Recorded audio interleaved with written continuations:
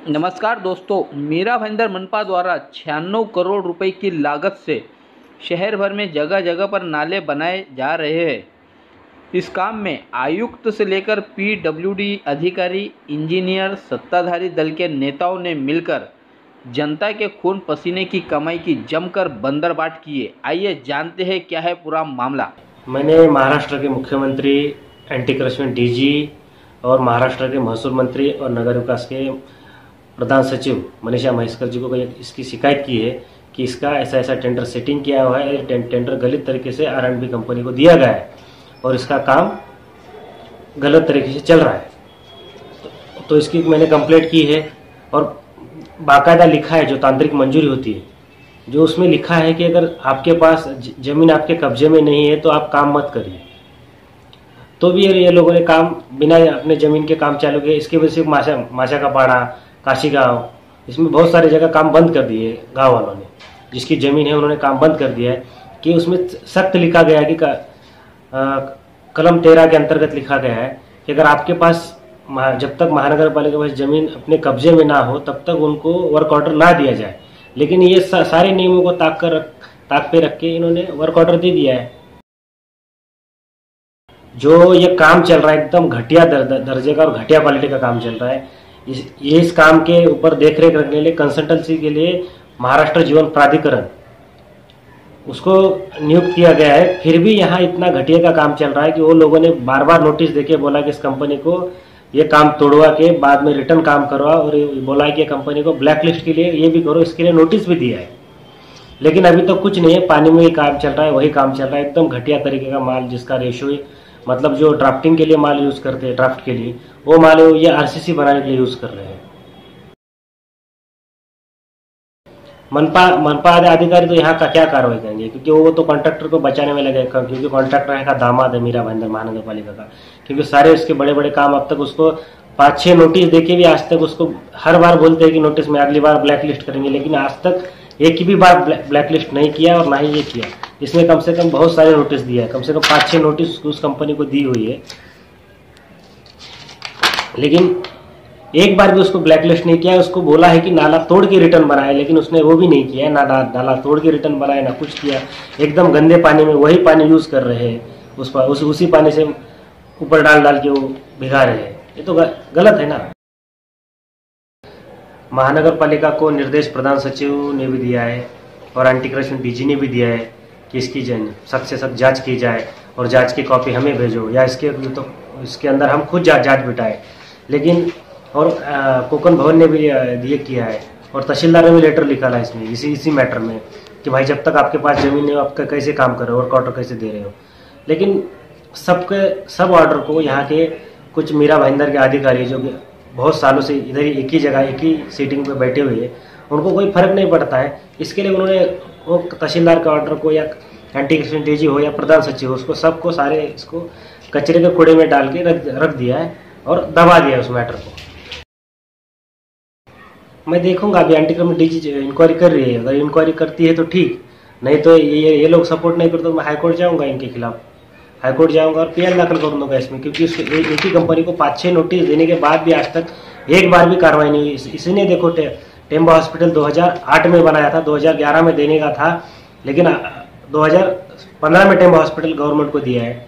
मतलब एक किस तरीके से अभी एक उत्तन में काम किया है, एक भी वॉल बनाने का 4.5 करोड़ का, ये भी आधे अधूरे में काम छोड़ दिया है, वो भी काम पूरा नहीं किया। आप देख सकते हो कि फाउंटेन होटल से काश्मीरा तक जो रास्ते के बाजू में जो रोड वाइंडिंग का काम था, ये सब उसी को मिला था। लेकिन आप उस जगह देख सकते हो कि कितने बड़े बड़े खड्डे। अभी 2 दिन पहले जब मैंने नोटिस मांगा हो तो आरटीआई में, उसके बाद में ये लोग वो खड्डे लेवल कर रहे हैं। ये ऑलरेडी मुंबई में ब्लैक लिस्टेड है। हाँ, इंपॉर्टेंट बात तो ये है कि मुंबई में ब्लैक लिस्ट होने के बाद भी इसने यहाँ एक एफिडेविट देना रहता है कि बाबा मैं ब्लैक लिस्टेड नहीं हूँ। ये भी एफिडेविट भी नहीं दिया है। मतलब इसने देखो, महाराष्ट्र गवर्नमेंट के पास रजिस्ट्रेशन करके बोलता है कि मैं कहीं ब्लैक लिस्टेड नहीं हूँ, ऑलरेडी मुंबई में ब्लैक लिस्टेड है। तो इसको ब्लैक लिस्ट करना चाहिए। उसको जो फाइन है उसका बिल तो मत निकालो, लेकिन जो भी फाइन है उसके ऊपर फाइन लगा के उसको ब्लैक लिस्ट करके मीरा भाईंदर से हद पार कर दो। एक तो आज तक ये है कि इसने कोई भी काम पूरा नहीं किया है। या टेम्बा हॉस्पिटल हो या उत्तन का डंपिंग ग्राउंड का जो वाल बनाने का हो, और डंपिंग ग्राउंड में वाल बनाने के लिए तो सीआरजेड की परमिशन भी नहीं ली, बगैर सीआरजेड परमिशन के काम कर दिया उसने। एनडी जोन में दीवार फिवाल ठोक दिया है, तथा वो वाल बिल बनाया, बहुत कुछ बनाया है, और इम्पोर्टेंट बात तो काम भी नहीं किया है, सिर्फ बिल निकालने के लिए काम कर लिया, बिल निकाल लिया, जितना बिल निकलता है वो बाकी काम छोड़ दिया है। रही बात अभी सब अमाउंट के मिलते हैं, लेकिन ये अपने हिसाब से काम करता है और ना ही आज तक कोई काम पूरा नहीं किया है। अब किया होगा तो सिर्फ कागज पे पूरा होगा बस, एक्चुअल में देखा जाए तो काम कोई पूरा नहीं है। इसका लाइबिलिटीज का काम है, जो रास्ता बनाता है उसको 2 साल 3 साल 5 साल उसकी देखभाल करने का है। ये तो एक ही सामने बनाता है और पीछे उकड़ जाता है, तो क्या लाइबिलिटी करेगा ये तो महानगर पालिका में एक ही वर्ड में बोल दिया कि महानगर पालिका का दामाद है, कुछ अधिकारी ने उसको अपने सर पे बिठा लिया है। अभी मालूम नहीं उसका और कॉन्ट्रैक्टर का और अधिकारियों का क्या रिलेशन है, मेरे को मालूम नहीं।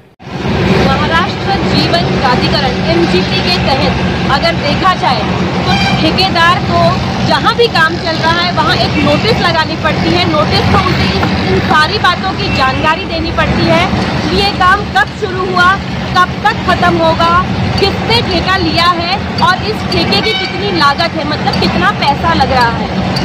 MGM के तहत दूसरी सबसे अहम बात ये थी कि उस पर स्पष्ट रूपों से लिखा गया है कि जो भी नाला आप बनाएंगे उसे आप पूरी तरह सुखाएंगे, वो गंदा पानी खत्म करके और नए पानी से काम होगा, जो कि आप देख सकते हैं कि यहाँ ऐसा कुछ नहीं है।